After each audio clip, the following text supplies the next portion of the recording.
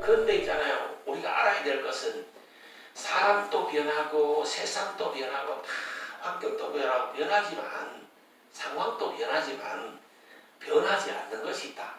그건 뭐냐? 하나님의 말씀은 절대 안 변한다. 하나님은 절대 변하지 않는 분이다. 이 초등학교 때 듣던 하나님의 말씀이 오늘 듣는 하나님의 말씀이다. 그래서 성경에 해악의 새 것이 없나니 그랬어요. 이 성경 말씀은 동일한 거예요. 주일학교 듣던 다니엘 이야기가 오늘 다니엘 이야기 똑같은 거예요. 이 하나님은 전능하신 분이고 영원하신 분이고 변함이 없는 그런 분이다. 우리 사람은 자꾸 상황에 맞게 변해간다. 이건 우리가 알고 있어야 됩니다. 저 사람 원래 저래 그런 게 아닙니다. 사람은 오늘 다르고 내일 다르고 모레 되면 또 다릅니다. 그걸 알아야 됩니다. 이 본문으로 들어가 보면 어느 날 바벨론 나라에 느부갓네살 왕이 꿈을 꿨어요. 근데 꿈을 꾸고 그 무슨 꿈 꿨는지 자기가 잊어버렸는 거예요. 꿈뜻도 모를 수밖에 없잖아요. 꿈을 잊어버렸으니까. 그런데 어젯밤에 내가 꿈을 꿨다는 걸 자꾸 생각이 나고 희한한 꿈을 꿨다. 이상한 꿈을 꾸기는 꿨는데 내가 무슨 꿈을 꾸었는지 그 내용이 무엇인지 이게 너무 궁금한 거예요. 그래서 나라에 지식 있는 사람들, 술사, 박수, 점장이들 다 불러 모아서 어제 내가 무슨 꿈 꿨는지 그걸 찾아내라. 아니 자기가 꾼 꿈을 꿈도 안 꾼 사람이 어떻게 어젯밤에 무슨 꿈 꿨는지 그걸 알아내라는 거예요. 기막힌 상황 아닙니까? 난감한 상황이잖아요. 어젯밤에 우리 전도사님이 무슨 꿈 꿨는지 여러분들이 알아요? 몰라요? 알아맞혀봐라 하면 알아맞출 수 있겠어요? 못 맞추겠어요? 절대 못 맞추는 거고 그 꼴이 난 거야. 근데 문제는 뭐냐면 왕이 그때는 절대 권력을 갖고 왕이 막 사람의 목숨을 마음대로 하잖아요. 그러다 보니까 무슨 꿈이 내가 어젯밤에 무슨 꿈 꿨는지 그 꿈 내용 해몽을 해봐라. 이렇게 그 못하면 너희들은 다 죽었다. 너희들 다 갈기갈기 찢어 죽이고 너희 가족들 다 죽이고 너희 집은 거름 무더기가 되도록 만들겠다. 이렇게 하는 거예요.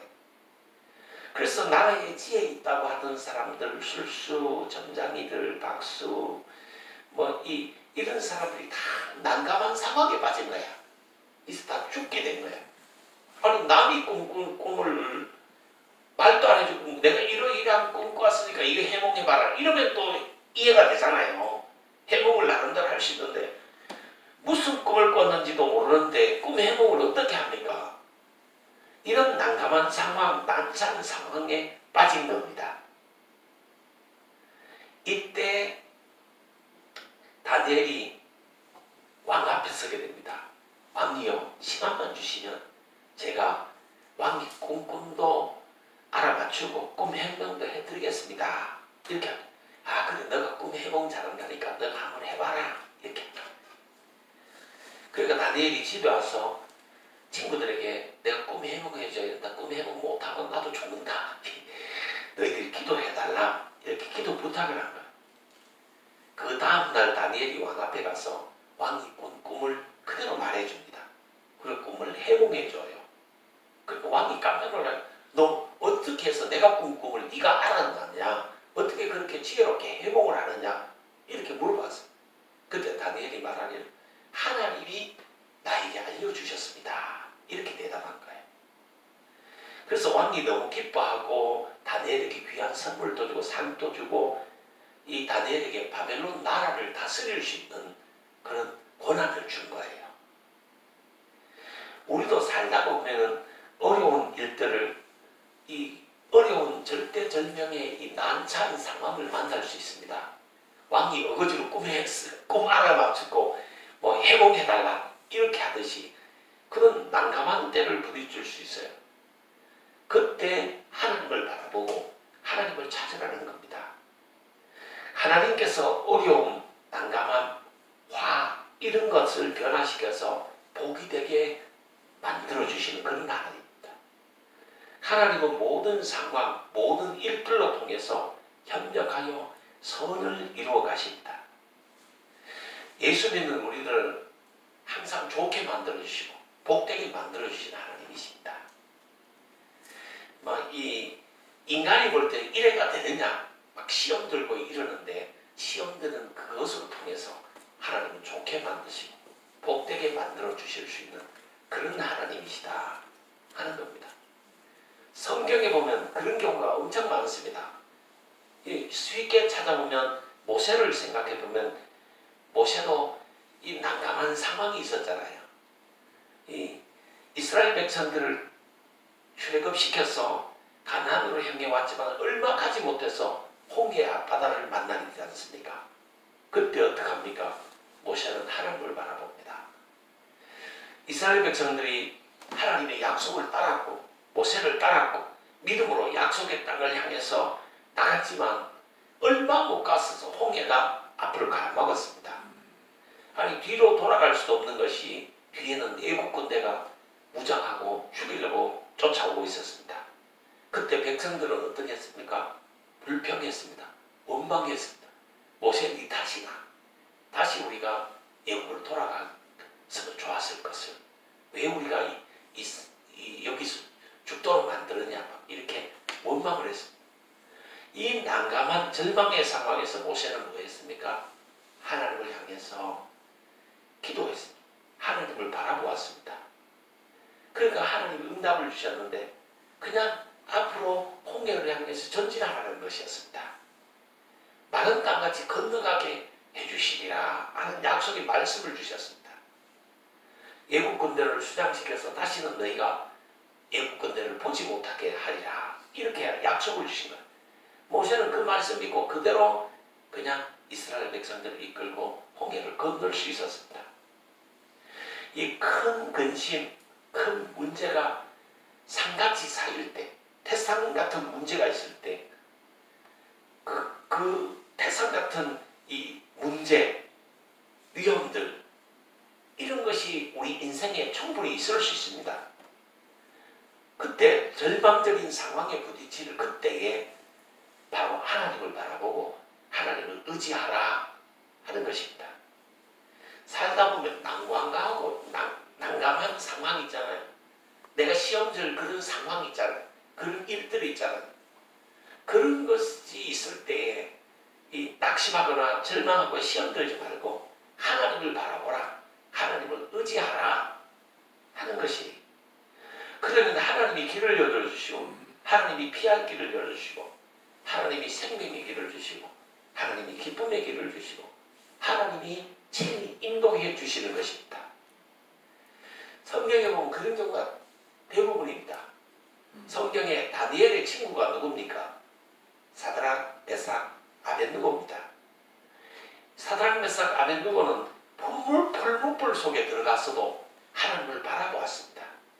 그러니까 거기서 무사히 나올 수 있었어요.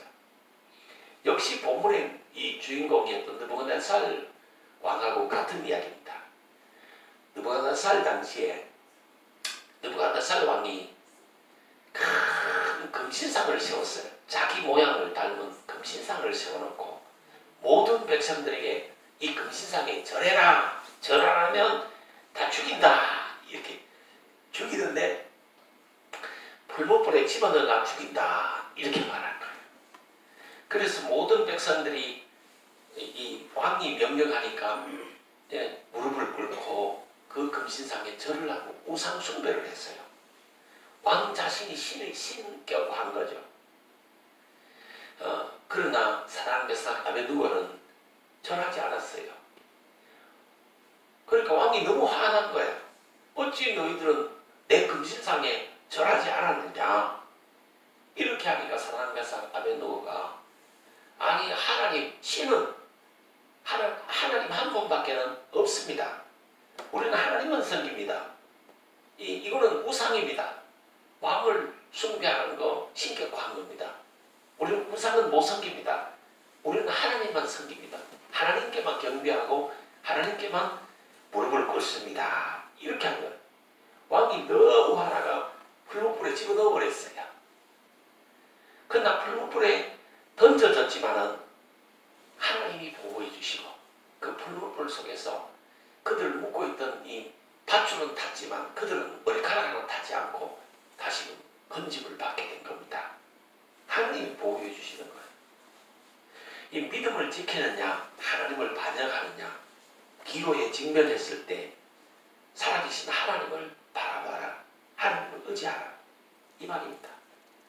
우리가 살아가면서 귤성수 할까 말까, 경조사 갈까 말까, 오늘은 돈 벌러 갈까 말까, 예배 드리러 갈까 말까, 이런 기로에 직면했을 때 정말 자신을 편하게 하고 자기에게 유익하게 자기를 즐겁게 하지 말고 하나님을 기쁘게 하고 하나님이 복 주실 만한 쪽으로 자꾸 신경을 써야 됩니다. 우리 삶은 있잖아요. 육적인 삶이 있습니다. 먹고 자고 돈 벌고 하는 육적인 삶이 있습니다. 그 삶을 따르지 말고 정말 영적인 삶을 따라요. 하나님을 잘 섬기고 이 하나님을 예배하고 이 영적인 삶을 따라야 되는 겁니다. 우리는 항상 이 귀로에 설 겁니다. 이 정말 난감한 내가 풀무불에 들어가야 되나 말아야 되느냐 이런 귀로에 있을 거예요. 그때 보통 사람들은 불신자들은 자기 편한 대로 자기 유익한 대로 자기를 기쁘게 이쪽을 선택하지만 우리 성도님들은 하나님을 기쁘게 하나님을 영화롭게 하나님을 나타내고 싶다. 내가 하나님의 미랄이 되어서 하나님을 영화롭게 하나님을 나타내야 돼요. 이렇게 하는 쪽을 택해야 되는 거예요. 이 성경에 보면 다니엘이 사자굴에도 들어갔잖아요. 언제 들어갔습니까? 역시 바벨론의 다리오 왕 때입니다. 이 다리오 왕 때 이 왕을 경배하지 않으면 그 누구도 왕만 경배하고 왕께 기도하지 않으면 사자굴에 집어넣는다. 이렇게 하는 거예요. 요즘 그런 대통령은 없지요. 그러나 이 성경에는 느부갓네살 왕 그랬지. 다리오 왕도 역시 그랬어요.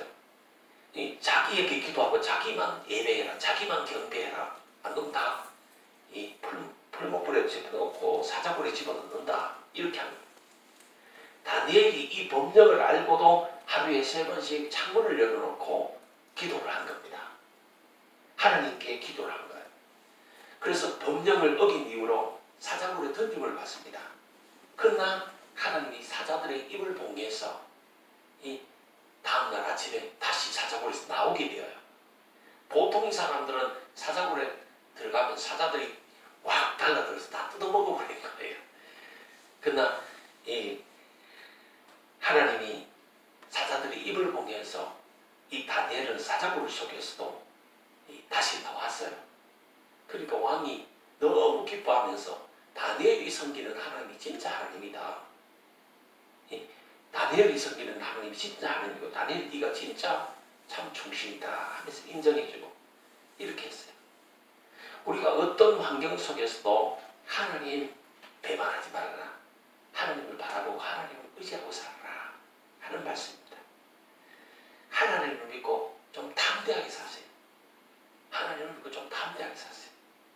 내가 우리 다정이에게 직장 생활은 항상 담대하게 당당하게 해야 된다. 이거 자신감이 좀 없어 보여가지고 내가 그런 명령을 내렸어요. 직장 생활은 담대하게 자신감을 갖고 당당하게 해라. 이렇게 했더만 아빠 우리 집에서는 나를 허약하게 보는데 나약하게 보는데 이거 학교 대학교에서는 내가 당당하대요. 내가 자신감이 있대요. 그러더라고. 하나님을 믿는 사람들은 있잖아요. 어느 자리에서 당당해야 돼. 자신감 있어야 돼. 담대해야 돼. 그래 마귀가 틈타지 않아. 마귀가 있잖아요. 조마조마하고 두려워하고 의심하고 염려하고 걱정하고 이러니까 마귀가 쉽게 우리 속으로 팍 들어오는 거야. 그래서 직장생활도 못하게 만들고 가정에도 불행을 가지고 인생이 불행하게 되는 거예요. 사람이 있잖아요. 하나님을 믿는 믿음으로 하나님이 너와 함께 하신다. 하나님이 나를 도와주신다. 하나님이 나를 축복해 주신다. 하나님이 나를 보호해 주신다. 이 믿음을 갖고 당당함이 있어야 되는 거예요. 담대함이 있어야 되는 거예요. 두려울 것이 없고 겁이 없어야 마귀가 더 많다는 거예요. 뭐 겁날 게 뭐 있어요? 하나님이 함께 하시는데 이 하나님을 믿는 이 믿음으로 사세요. 오직 믿음으로 당당하게 하세요. 특히 직장생활 할 때도 비굴하게 하지 말고 당당하게 하세요. 할 말은 딱 하고 당당하게 하세요. 그러면 하나님이 함께 하시면서 책임져 주실 거예요. 이 베드로도 역시 그랬어요. 베드로가 누굽니까? 예수님 수제자잖아요. 예수님 수제자인 베드로가 감옥에 갇혔던 적이 있어요. 언제입니까? 헤롯 왕 때였어요. 이 헤롯 왕은 아주 나쁜 왕이었어요. 이 나쁜 일을 많이 했어요. 특히 이렇게 헤롯 왕이 무슨 죄? 세례요한의 머리를 잘라버린 사람이 했어요.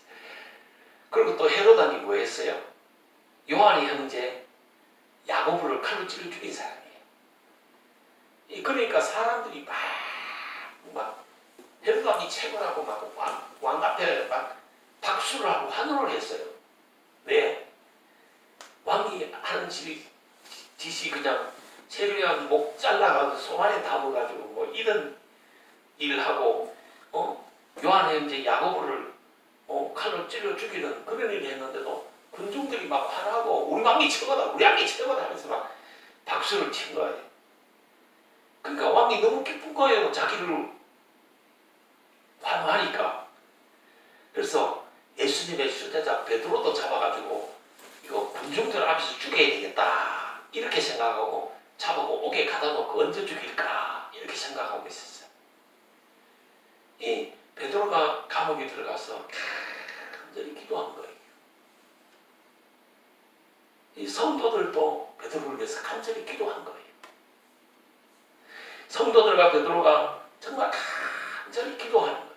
그 절망적인 상황 속에서 왕이 이제 날짜만 잡아가지고 베드로를 죽이려는 그런 이 절망적인 상황 속에서 베드로도 기도하고 성도도 기도하고 이 베드로는 감옥에서 기도하고 성도들은 이 감옥 밖에서 기도하고 막 그렇게 기도하니까 천사가 그 베드로를 꺼내가지고 성도들 품으로 돌려보내줬어요. 그러나 헤롯 왕은 총이 먹어서 결국 죽었어요. 베드로와 성도들의 기도를 하나님이 들어주신 거예요. 이 절대 절망의 그 참 난감한 죽을 직전에 그런 상황들은 있었지만 살아계신 하나님께서 베드로의 기도를 들으시고 성도들의 기도를 들으시고 그 절대 절명의 그 죽음의 그 순간들을 면하게 해주신 거예요. 그런 때가 많아. 사람이 살아가느라면 꼭 부도날 수밖에 없고 꼭 망할 수밖에 없고 꼭 죽을 수밖에 없는 그런 절대절명의 상황 속에서 하나님을 의지하고 하나님을 바라보고 기도했더니만 하나님이 더 깊은 사랑을 깨닫게 하시고 더 큰 은혜를 주시고 더 큰 축복을 주신 그런 경우가 많아요. 성경에 보십시오. 시험 딱 들 수밖에 없는 그런 상황이라 인간의 능력으로 어찌할 수 없는 그런 상황이라 인간적으로 생각하면 나침되는 그런 시간이라 그때 하나님을 바라보고 하나님을 의지하고 믿음으로 살아버렸더니만은 하나님이 다 그런 것을 변화시켜서 복으로 바꿔주시는 거예요. 협력하여 유익되게 하시는 하나님이신 거예요. 우리가 때로는 범죄했을 때도 하나님을 바라봐야 됩니다. 또 일이 잘 되고 착한 일이 했을 때, 복받을 일을 했을 때도, 성공했을 때도 하나님을 바라볼 줄 알아야 됩니다. 이 세상 바라보고 사람 바라보면 낙심하고 시험 듭니다. 날마다 겸손히 회개하면서 하나님을 바라보세요. 하나님을 의지하세요. 오직 믿음으로 사세요. 특히 절망, 낙심, 실망, 이런 것이 딱 경험되어질 때, 내 능력의 한계를 딱 경험할 때 하나님을 바라보고 하나님의 도우심을 구하세요. 사랑의 하나님이 현할 길을 열어주시고 축복의 문을 열어주시고 더 좋게 만들어 주실 겁니다. 고통과 슬픔에 대해도 하나님을 바라볼 줄 알아야 됩니다. 일이 잘 될 때도 하나님이 함께 하시고, 일이 안 될 때도, 불경기 때도, 비바람 창수에 시달릴 때도, 내 몸이 질병으로 아니면 내 몸이 막 아플 때도 하나님을 바라볼 줄 알아야 되는 겁니다. 그래야 하나님이 그것을 바꿔서 복으로 바꿔주신 거예요. 저도 참 어리석고 무식한 사람이에요. 왜 그러냐면 어제 토요일날 제가 조기 축구회에 갔어요. 동네 아저씨들이 보니까 전부 다 기싸움이라 조기 축구를 하는데 이거 내가 그냥 있을 수가 없잖아. 그래도 왕년에는 내가 총각 때는 특공대 출신인데 이 아저씨들 내가 기죽을 수 없잖아. 그러니까 내가 이 아저씨들인데 뭔가를 보여줘야 되겠다 싶었어. 아, 오늘은 내가 목숨을 걸고 축구를 해봐야 되겠다. 이런 조기 축구회가 축구하는 데잖아요. 그래서 내가 특공대 깡답으로 가지고 내가 축구를 한번 해봐야겠다 싶어가지고 이 전반 45분, 후반 45분을 축구를 하는데 전반전부터 내가 목숨 걸고 뛰어본 거예요. 그래 아저씨들은 한 골도 못 넣은 거야. 그러나 전반에 2골을 집어넣은 거야, 내 혼자서. 그것을 내 혼자서 막 몰고 나가가지고 아저씨들 부딪히면서 아저씨들 발 집어차가지고 그러고 넘뜨리면서 내가 2골을 집어넣은 거야. 후반전 되니까 아저씨들 내 근처 오기를 겁을 내더라고. 또 부딪힐까봐 싶어서. 내가 그래도 후반전 중반 거의 뛴 거야. 후반전 중반 거의 막 목숨 걸고 뛰니까 내 혼자 운동장을 다 휘젓고 돌아다닌 거야. 완전히 막 이렇게 축구를 목숨 걸고 한 거야. 그다음 후반전 중간쯤이 딱 됐는데 내가 딱 뛰어가는데 아저씨가 부딪히고 나는데 혼자 뛰어가는데 다리 근육이 갑자기 통증이 팍 오는 거야. 그걸 딱 못 걷는 거야. 공이 앞에 있는데 그걸 딱 잡고 그냥 몰고 들어가는데 그냥 꼴대로 차는 되는데 갑자기 딱 멈춘 거야. 근데 지금까지 아파요. 어제 밤새도록 우리 둘째 딸이 아빠 아프다고 간호하고 막 파스도 바르고 만져주기도 하고 막 이런데 아직까지 걸음을 못 걷었어. 어제 하루 종일 내가 신방 다니면서도 걸음을 못 걸어. 지금도 지금 걸음을 걷는데 상당히 불편해. 사람이 있잖아요. 때로는 있잖아요. 목숨 걸고 해야 될 때도 있어. 근데 중요한 거는 세상에 그 아저씨들하고 기싸움 하는데 자기 힘 자랑하는데 여기 목숨 걸 게 아니고 정말 있잖아요. 하나님의 뜻을 이루어가고 하나님의 사명 감당하는데 목숨 걸어야 돼. 믿음 지키는데 정말 목숨 걸어. 때로는 있잖아요. 이 난감한 상황, 절대절명의 상황 그때는 목숨 걸고 하나님을 의지해버리는 거예요. 하나님께 기도도 해봐야 되는 거예요. 그럼 하나님이 해결하신다니까. 인간적으로 이건 불가능하다. 안 된다. 이런 낙심될 때 있잖아. 그런 상황이 있다니까 사람이 살아가는 건. 그때 있잖아요. 정말 목숨 걸고 하나님을 의지하고 목숨 걸고 막 내 몸이 상하도록 하나님 기도하고 몸부림치를 매달려 보는 그런 때도 필요한 거예요. 그러면 하나님이 그 상황을 변화시켜서 복이 되게 해주시는 거예요. 이 인생의 끝날에도 우리가 더욱더 하나님을 바라봐야 됩니다. 이 성공 앞에서도 죽음 앞에서도 하나님을 바라볼 줄 아는 사람들, 그리고 오직 믿음으로 살아야 돼요. 믿음으로 사는 데는 있잖아요. 앞뒤 좌우 보지 마라 그랬어요. 뒤돌아보지도 마라 그랬어요. 그냥 목숨 걸고 앞만 보고 믿음으로 사는 거예요. 예수 믿는 자는 영생을 얻습니다. 누구나 다 구원을 받습니다. 예수 안에 있는 자에게는 결코 정죄함이 없다 그랬습니다. 우리 예수 믿는 사람들에게는 정죄함이 없습니다. 하나님의 뜻을 행하는 이는 영원히 거한다 그랬습니다. 이 정남이 없는 재물이라든가 명예라든가 자존심, 저매로 혈기, 아저씨들은 이렇게 싸움하는 거, 자존심. 여기에 목숨 걸걸 말고, 여기에 소망 두지 말고, 영원하신 하나님께 소망을 두고 믿음으로 사는 자들, 그들이 곧 우리들입니다. 예수 믿는 사람들이에요.